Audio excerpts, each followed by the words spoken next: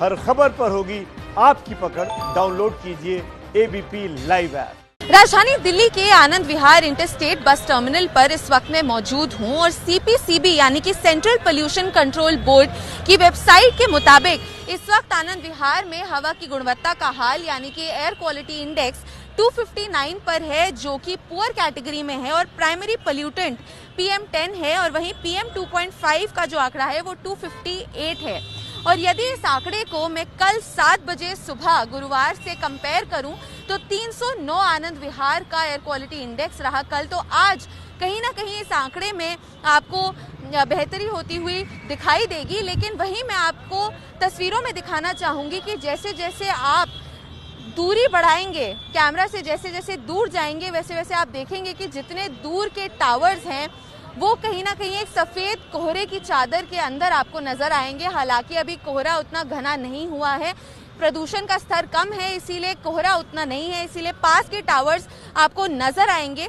लेकिन प्रदूषण की समस्या जो है, अक्टूबर का जो महीना है वो शुरू हो चुका है और जैसे जैसे सर्दियों की तरफ हम बढ़ रहे हैं वैसे वैसे प्रदूषण का स्तर भी दिल्ली में बढ़ता हुआ नजर आ रहा है। हर साल की सच्चाई प्रदूषण दिल्ली वासियों के लिए बनकर उभरी है और अभी इस साल भी देखा जाए तो जो दिल्ली की राज्य सरकार है और केंद्र सरकार के बीच प्रदूषण को लेकर भी राजनीतिक मुठभेड़ शुरू हो गया है, जहां एक और दिल्ली सरकार कहती है कि पराली मुख्य कारण है जिसकी वजह से दिल्ली में प्रदूषण होता है, वहीं दूसरी ओर जो केंद्रीय सरकार है उसका कहना है। कल ही केंद्रीय पर्यावरण मंत्री प्रकाश जावड़ेकर ने कहा कि पराली का योगदान दिल्ली के प्रदूषण में सिर्फ 4% का है, बाकी सब धूल, मिट्टी, कंस्ट्रक्शन और फ्यूल बर्निंग की वजह से होता है। तो दिल्ली का जो मुख्य प्रदूषण का कंट्रीब्यूटर है वो पराली नहीं है।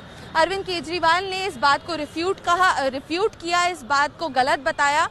तो यहाँ एक बार फिर से राजनीतिक मुठभेड़ शुरू हो गई है, लेकिन सच्चाई तो ये है कि दिल्ली वासियों के लिए प्रदूषण एक घनी समस्या बनकर हर साल आता है और इसके लिए समाधान निकालना सरकार के लिए जल्द से जल्द बेहद ही जरूरी है।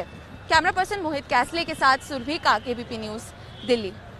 एबीपी न्यूज आपको रखे आगे।